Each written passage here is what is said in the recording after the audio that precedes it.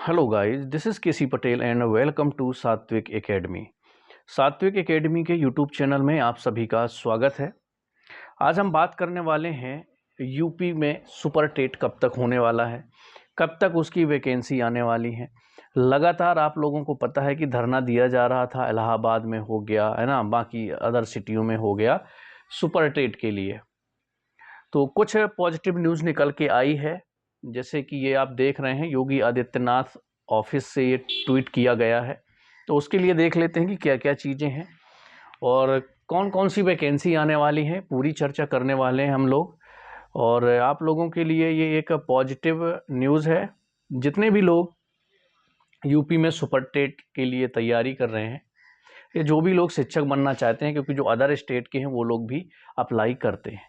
अब इसके लिए एलिजिबिलिटी क्राइटेरिया क्या होगी उसके लिए हम लास्ट में बात कर लेंगे, पहले इस इन्फॉर्मेशन को देख लेते हैं। देखिए, प्रदेश में ई अधियाचन पोर्टल की व्यवस्था की गई है। सभी विभाग इसका उपयोग कर अधियाचन प्राप्त करें। जिन विभागों में नियुक्ति की जानी है वहां से तत्काल अधियाचन आयोग को भेजकर नियुक्ति प्रक्रिया को संपन्न कराया जाए।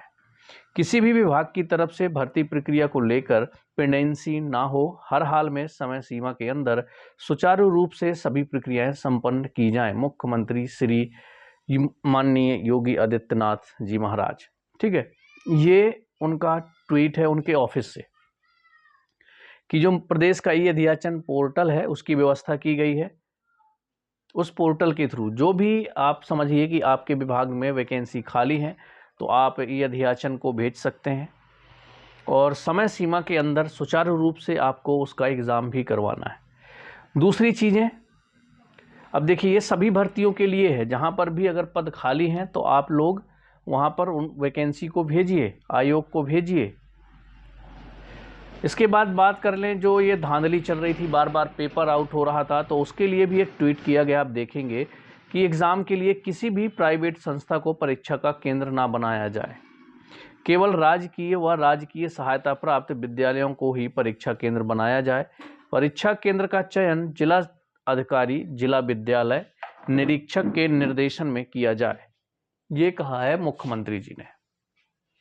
ठीक है, तो काफ़ी चीज़ें आपकी बदल रही हैं कि आपको किस तरीके से जो आपको एग्ज़ाम जो सेंटर होंगे वो भी आपके प्राइवेट नहीं होने चाहिए। किसी प्राइवेट संस्था को आप नहीं दे सकते एग्ज़ाम सेंटर। ठीक है, इससे क्या होगा कि जो प्राइवेट संस्थाएं रहती थी वो उन्हीं के द्वारा हो सकता था पेपर आउट हो जाता हो, इसलिए ये चीज़ें कहा गई हैं कि सेंटर जो है ना वो प्राइवेट संस्था को नहीं बनाया जाना है। तो ये भी आप लोगों के लिए पॉजिटिव न्यूज़ है। अब हम आ जाते हैं कि जिस तरह से यूपी पुलिस की भर्ती की जा रही है उसी हिसाब से बाकी भर्तियां भी की जाए, ये भी आप अभी देखेंगे न्यूज़ में। ये है पुलिस भर्ती परीक्षा के आधार पर अन्य बोर्ड भी करें भर्तियां। ठीक है, एक सेकेंड रुकिए, थोड़ा इसको छोटा कर लेते हैं, इसके बाद बात करते हैं।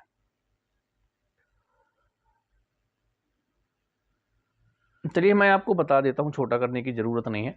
अब यहाँ पर मुख्यमंत्री योगी आदित्यनाथ जी ने पिछले दिनों सकुशल संपन्न हुई उत्तर प्रदेश पुलिस भर्ती परीक्षा को मॉडल बताते हुए अन्य भर्ती बोर्ड को भी इसे अपनाने का निर्देश दिया है। क्योंकि इस बार जो आपका यूपी पुलिस का एग्ज़ाम दोबारा हुआ है, इसमें ना ही कोई धांधली हुई है, ना ही पेपर आउट हुआ, जो सबसे बड़ी प्रॉब्लम होती थी पेपर आउट की।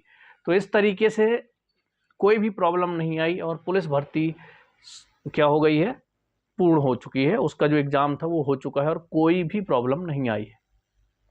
तो उसको मॉडल मानते हुए माननीय मुख्यमंत्री जी ने ये कहा है कि जिस हिसाब से पुलिस की भर्ती संपन्न हुई है बाकी भर्तियां भी इसी हिसाब से होनी चाहिए। ठीक, उन्होंने कहा है कि सभी भर्ती बोर्ड व आयोग रिक्त पदों की भर्तियां इसी आधार पर करें। बोर्ड व आयोग प्रश्न बैंक तैयार करवाएं, परीक्षा की पवित्रता के लिए यह बहुत जरूरी है। उन्होंने कहा चिकित्सा व तकनीकी विभागों में स्थानीय स्तर पर बोर्ड गठित करने की शीघ्र भर्ती की जाए। ठीक है, तो ये सारी चीज़ें कही गई हैं कि जिस हिसाब से आपकी तो पुलिस की भर्ती हुई है, बाकी विभाग जिनके रिक्त पद खाली हैं उनको भी क्या है जल्द से जल्द भरने के निर्देश दिए गए हैं। ठीक है, तो यहाँ पर देख लीजिए आप, एक पॉइंट और मैं आप लोगों को बता देता हूँ, यहाँ पर आपको ये देखना है।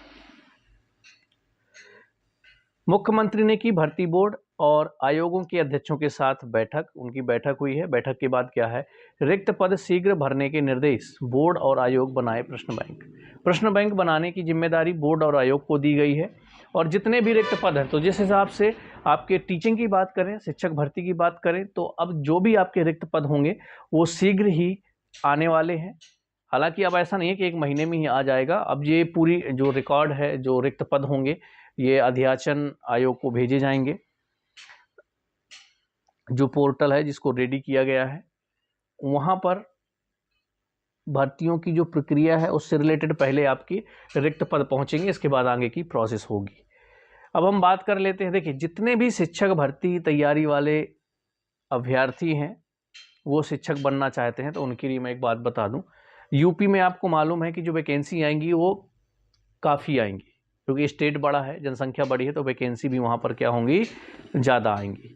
जो अदर स्टेट वाले हैं या यूपी टेट वाले हैं, सभी लोग ध्यान से सुन ले, अगर आप यूपी टेट या यूपी में सुपर टेट देना चाहते हैं, आप लोगों के पास क्या क्या होना चाहिए।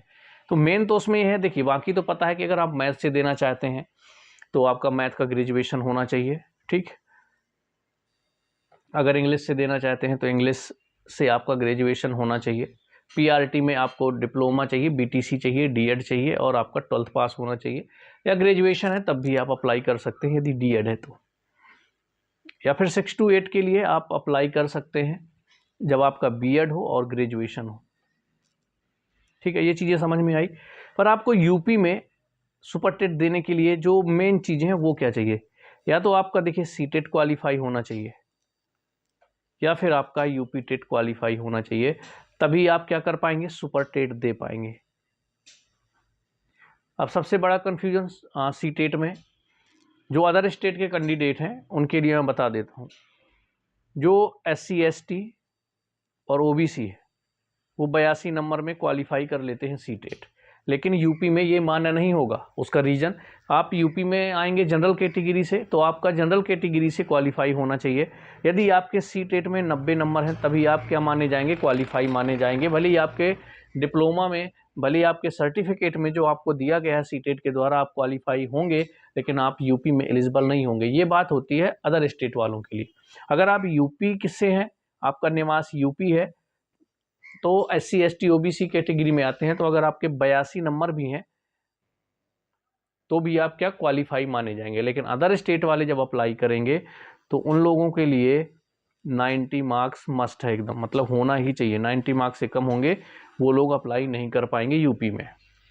अब ये वैकेंसी कौन कौन सी आएंगी, तो वो देखिए जब आगे कोई जानकारी आएगी तभी पता चलेगी कि आपकी PRT की आ रही है, या फिर TGT आ रही है, या फिर PGT आ रही है, ठीक है।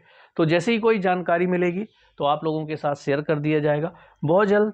आप लोगों की जो क्लासेस है ना, देखिए जितने भी PRT की तैयारी करने वाले, अब PRT में आप सोचे हम कहाँ की तैयारी कर रहे हैं, यूपी टेट की कर रहे हैं यानी सुपर टेट की, या फिर सी टेट की बात कर लें, या फिर बिहार टेट की बात कर लें, या सुपर टेट की। तो आप किसी भी स्टेट के PRT के लिए तैयारी कर रहे हो तो उसके लिए आप लोगों की क्लासेस जल्दी स्टार्ट होने वाली हैं। आपकी CDP की क्लास चलेगी, है ना, मैथ की क्लास चलेगी। मैं एक बात बता दूं आपको, यहाँ पर पेडोलॉजी कंप्लीट करवाई जाएगी। जैसे CDP की बात करें, साथ में आपकी हिंदी पेडोलॉजी की बात करते हैं, इसके बाद इंग्लिश पेडोलॉजी की बात करते हैं, एंड मैथ पेडोलॉजी की बात करते हैं। इसके बाद आप कह सकते हैं क्या बचा, EVS पेडोलॉजी। तो संपूर्ण पेडोलॉजी आपकी यहाँ पर करवाई जाएगी, वो चाहे सब्जेक्टिव पेडोलॉजी हो या फिर आपकी CDP हो। साथ में आपका कंटेंट है वो भी करवाया जाएगा। मैथ हो गया, जैसे अब मैथ की बात करें तो पेपर 1 पेपर 2 दोनों के लिए मैथ करवा दी जाएगी। पेपर 1 में भी मैथ आपका आता है, और पेपर 2 में जो मैथ साइंस से अप्लाई करेंगे उसमें भी 30 मार्क्स की आपकी मैथ आती है, ठीक है। तो जितने भी ऐसे कैंडिडेट हैं वो सभी लोग चैनल के साथ जुड़ जाएं। बहुत जल्द रेगुलर क्लासेस आपकी स्टार्ट हो जाएंगी। देखिए CDP PRT वालों को CDP करना बहुत ज़रूरी है, इंपॉर्टेंट। CDP के साथ साथ बाकी सब्जेक्ट पे भी आपको ध्यान देना होगा अगर आपको सीटेट निकालना है तो, ठीक है। तो तैयारी अच्छी करनी है, किस तरीके से करनी है, आप लोगों को मैं गाइडेंस देता रहूँगा। अब हम बात कर लेते हैं, जैसे एमपी टेट वर्ग 3 मैंने खुद दिया था और मेरे 106.16 मार्क्स हैं। तो किस तरीके से आपको एमपी टेट वर्ग 3, क्योंकि आपको पता है कि मध्य प्रदेश में भी टेट का कैलेंडर जारी हो चुका है। हालांकि डेट फिक्स नहीं है कब होगा, हो सकता है जनवरी 2025 तक आपका एग्जाम हो जाए या फरवरी में हो ही जाएगा। जनवरी फरवरी में आपका एग्जाम हो जाएगा एमपी टेट वर्ग 3 का।